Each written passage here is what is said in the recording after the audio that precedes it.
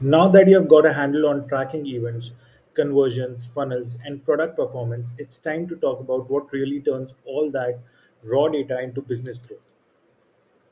Using reports and insights to actually make smarter decisions because, let's be honest here, data is everywhere.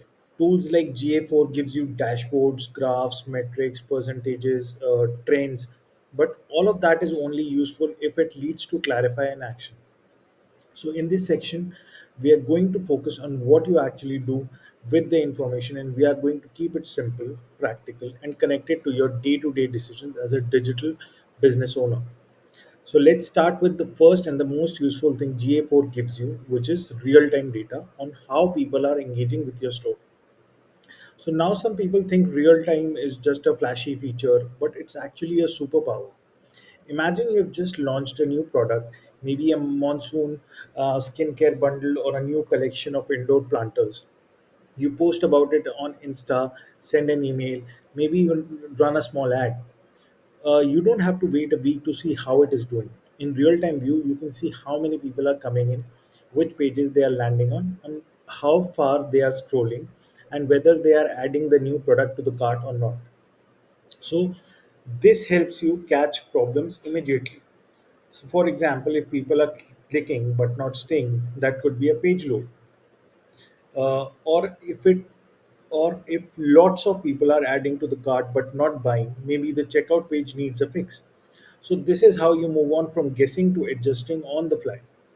So, now beyond real time, GA4 gives you reports that can show you patterns across times, and this is where real business intelligence lives. So one of the most powerful things you can do is compare date ranges. So for instance, let's say you ran a summer sale in June. You can compare that period to May and see what changed. Did overall traffic go up? Did conversion rates improve? Which product categories gained the most traction? So what happened to your average order value? These simple comparisons helps you learn what's working and what's just noise. So let us say your traffic went up but conversions dropped. That might mean your campaign brought more people but not the right people.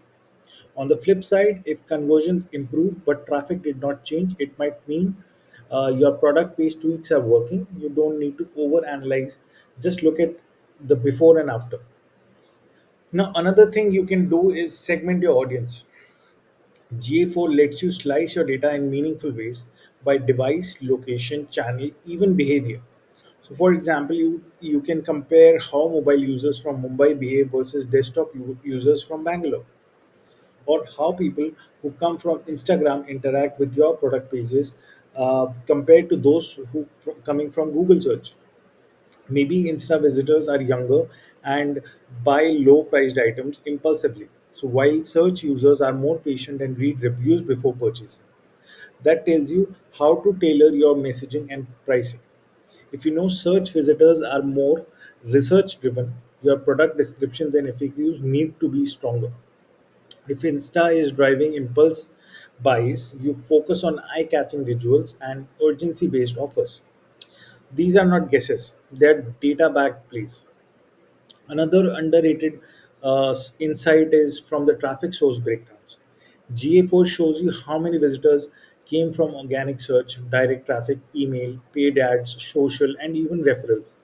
So each one of these tells a different story. So for example, if your email traffic converts at a much higher rate than Insta, that's not a sign to stop Insta. It's a sign that your email subscribers are more committed.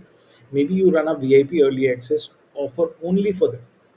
Or if social traffic is high but conversion is low, you may need better landing pages or a different CTA. Sometimes a source brings people in, but the experience only they land uh, doesn't match the promise. So you fix that, and suddenly your return on ad spend improves.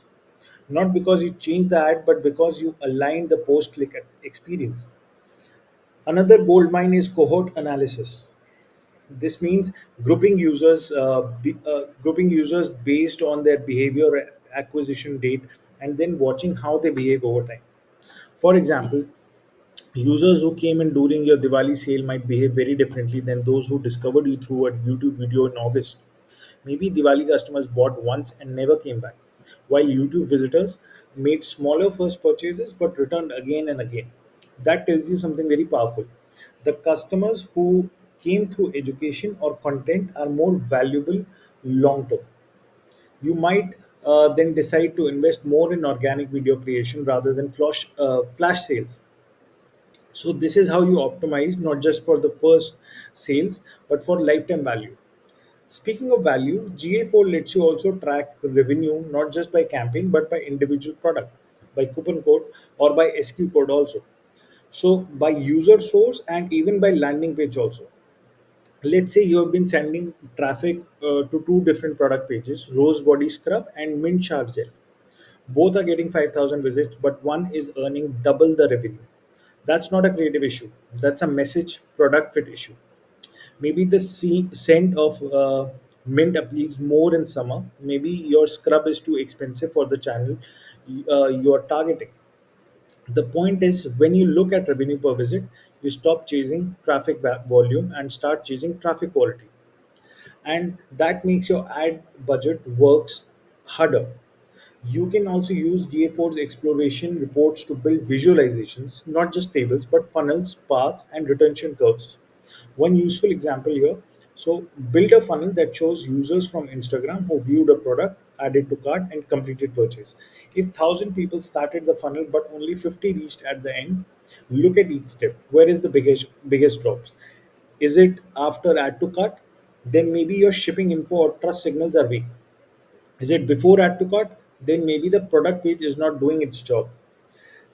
These funnels are not just graphs, they are storyboards of what's happening, and when you look at them weekly, you begin to spot patterns.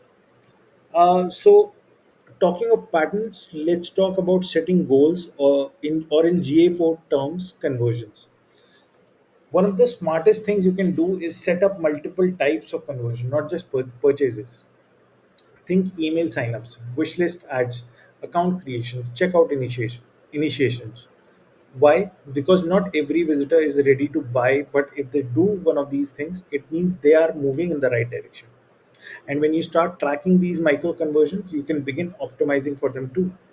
Maybe your free size guide pop up leads to more email signups than your newsletter form. That tells you where to put more energy.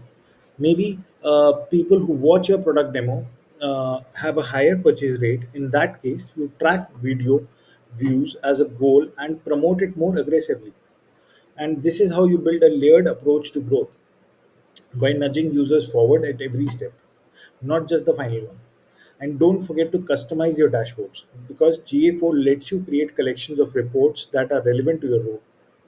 So if you're the founder, you might want to see daily revenue, top channels, and returning users in one screen.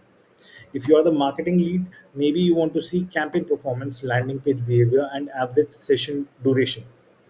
So stop wasting time digging into 20 menus, create your own at a glance cockpit so you can make better decisions in less time. Lastly, let's talk about alerts and anomalies. GA4 has an intelligent alert system that flags unusual activity. For example, if your revenue drops suddenly or your bounce rate spikes, you'll get notified. But beyond that, you should set custom alerts for your business. Maybe you want to be notified if a product page gets 5x more traffic than usual. That might mean a blog or an influencer just mentioned you. Or maybe you want an alert if your conversion rate drops below 1% for a full day. That might indicate a technical issue. These alerts act like an early warning system so you can respond before small issues becomes big problems. The whole point of using reports and insights is not to become a data scientist again, it is to become a better decision maker at the end of the day. So GA4 is just a mirror. It reflects your business in motion. It shows you where people are leaning in and where they're quietly walking away.